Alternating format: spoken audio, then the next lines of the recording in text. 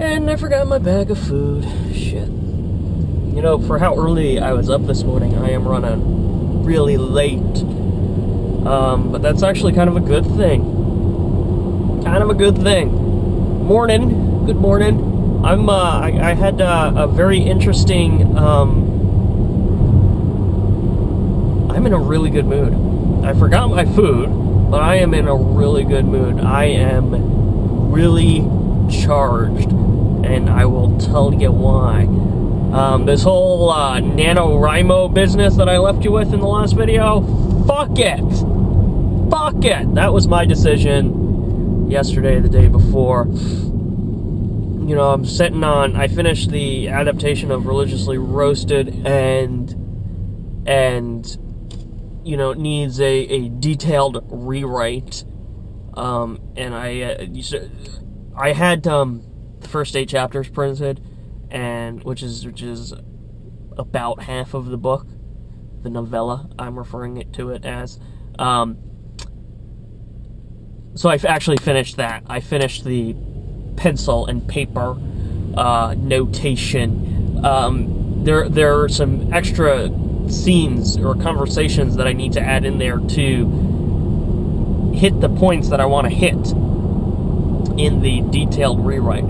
But basically what happened was, I'm thinking, well, actually what happened was I did sit down to start writing Monsters in America, and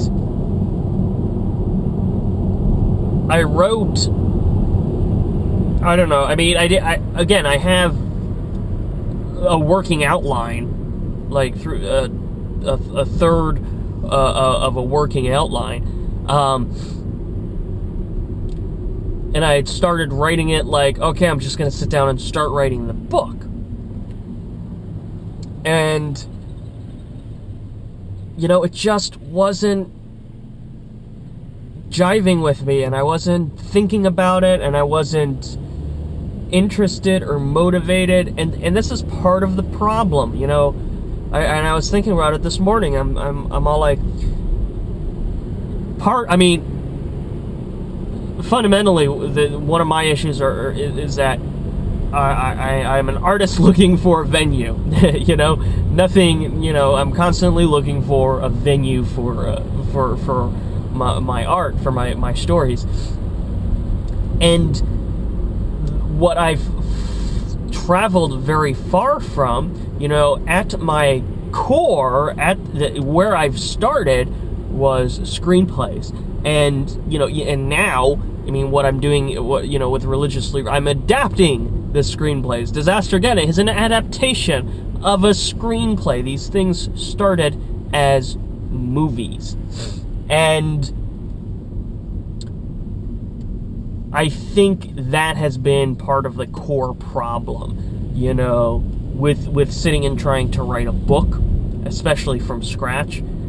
I'm not, because, I mean, even in terms of the books that I do write, they are very, that I have written natively, they're very cinematic, they're very much movie-ish, and they read like movies, and more importantly, they are simple and quick to read. And that's one of the leading factors in when I wrote screenplays. Make this flow as quickly and seamlessly as possible. Don't bog it down with so much detail. Let the reader's imagination carry them through the script. That was one of the guidelines that I wrote by, and I think it kind of worked. So obviously where I'm going here is that this morning I was up very early because Sam had to get up early and go to meet Mittens, only not. Mitt Romney was passing through the Sanford airport, something like that. So Sam's commissioner asked if she would like to be there. So Sam said yes. She was, I haven't heard the whole story yet, but I don't think there was an actual meeting happening. It was just like, okay, they're there, and he might have been there. I don't know. So she was up early. I ended up getting up pretty early, and in that time, I was thinking about Monsters in America. I'm thinking about printing off the last few pages of Religiously Roasted and getting that ready for the final edit. And I'm thinking about, I'm in the shower and I'm thinking about Monsters in America, and I'm thinking, well, why don't I just think about it in terms of a movie? I'm already in the headspace where I know I shouldn't write it like a novel. I shouldn't write it like a book. That's not going to work. I need to at least think about it like a movie, and at least get the outline done that way, because that works for me. I can think in those terms. I can sit in the car and imagine the movie. I can see the movie play out, know the details of the movie as it unfolds. I can think cinematically. So once I flipped that switch, and I was thinking, okay, I'm not worried about narrative prose. I'm not worried about writing a novel. I started at the beginning. I started fade in. The movie opens. The projector starts rolling, and I had this little hook for the beginning that actually was with a different character, with a character that's introduced in Bork 9, and I was like, so I got out of the shower and I pulled out the laptop and I started writing this. I'm writing this opening scene in outline form / screenplay narrative, sort of like something along those lines. I'm writing it in the present tense. You know, we're seeing, this is what's happening. We pan in, we zoom, we get, yeah. And it's this kind of like zoom through the city. It starts on the sun, pans down into the destruction of Greenville. And it's zooming in through the city, all the way into this bar, the bar at the beginning of Vampires. And I get there, and it's supposed to be the character, this old lady character, Frida Fingerling. And I was like, wait, that doesn't make any sense. I mean, it does, and I have ideas about it and things I want to do with that character in this story. But I was like, this is Monsters in America, man. This is the Zaphod Zombie sequel. And I was just like, instead of Frida Fingerling, I put Zaphod Zombie in the bar there, and it just came together. That was it. And then there was this little, very, very brief scene, and then we pull back. We brief introductions of the main characters. I mean, like flashes of this traveling shot, and then our titles, Monsters in America, and then our last introduction, which is this mighty roar and this beastly beast that flashes across the camera, which is of course Lincoln, the Sasquatch. So I wrote this scene. It's like a page and a half, but in terms of a screenplay, it's a page and a half of all description. So it's this chunky little scene, and there it was. I mean, I know what's happening next. I have a really good idea of what's happening next, and I'm just thinking in terms of what works in a movie and how scenes flow in a movie, what needs to happen in certain places in a movie, and that's working for me. That's working for me up here. So I'm really jazzed. I'm excited, and part of me is going, well, a while ago, a very long time ago, I said, I kind of just stopped with screenplays because, the few attempts I had made to get them out there, sell something, just was a complete waste. So, in turn, I've got, this stack of screenplays I've written that are just sitting on a shelf, on a digital shelf, as the case may be. It's just a waste of effort. So I decided I'm kind of done with screenplays. There's not much of a point to it. But there's two things here, two things at work here. Number one is that no matter how you slice it, the screenplay is a really good first draft. It is a very detailed outline of what takes place in a story. So whether or not I take that extra step and write the novel, this is I kind of believe, for me, this is the first step. This is the first draft that has to be written as a screenplay. Secondly,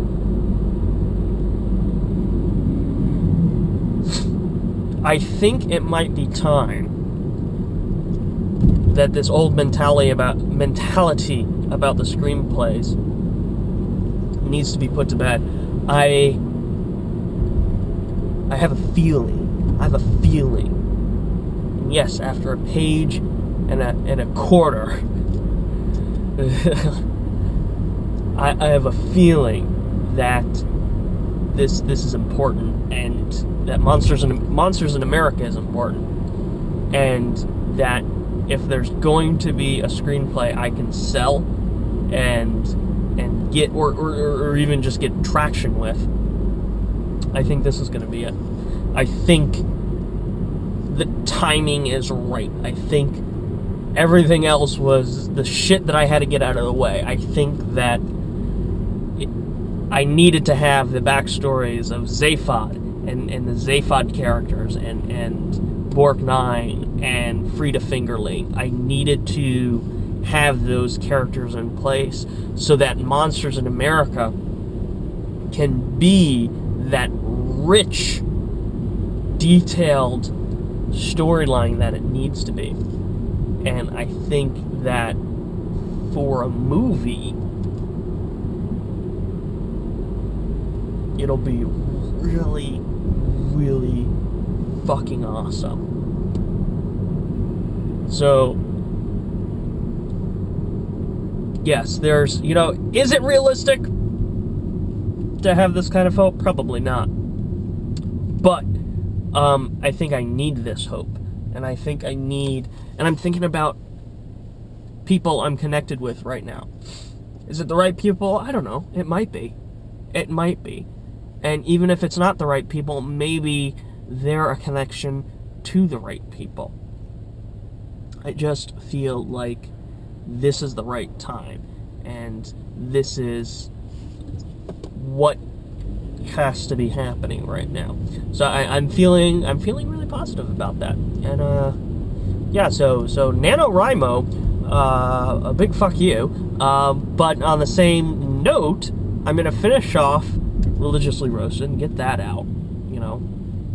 I'm not I don't want to just write a novel. I want to get a book out there and be done with it. Not be done with it, but put it out there for public consumption. And Religiously Roasted is very close to that. And it's taken this long, but I think we're ready to get I am ready to get the lion's share of Monsters in America done, and that might be my goal by the end of the year. That might be the overriding primary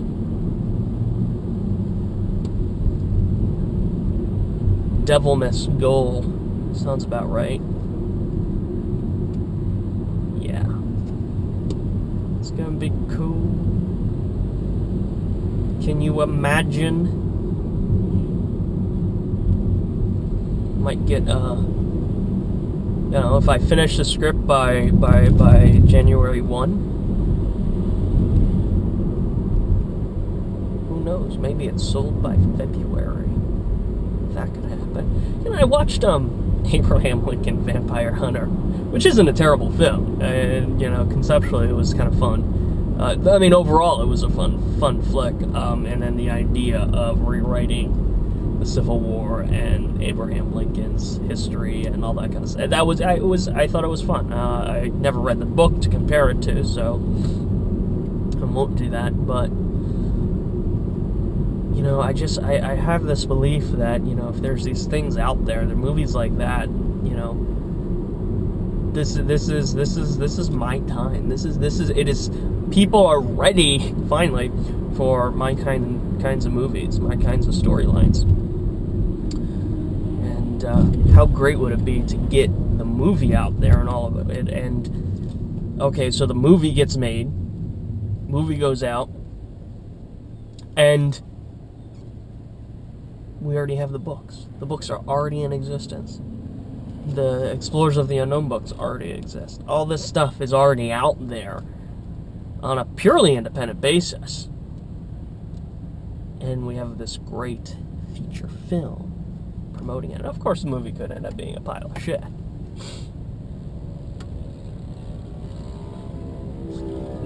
Anyway, it all feels like the right timing. It feels very good. I'd feel very positive about it. So yeah, that's what's going on there. And I'm not gonna talk anymore. I'm gonna just say, stay creative. Have a good week.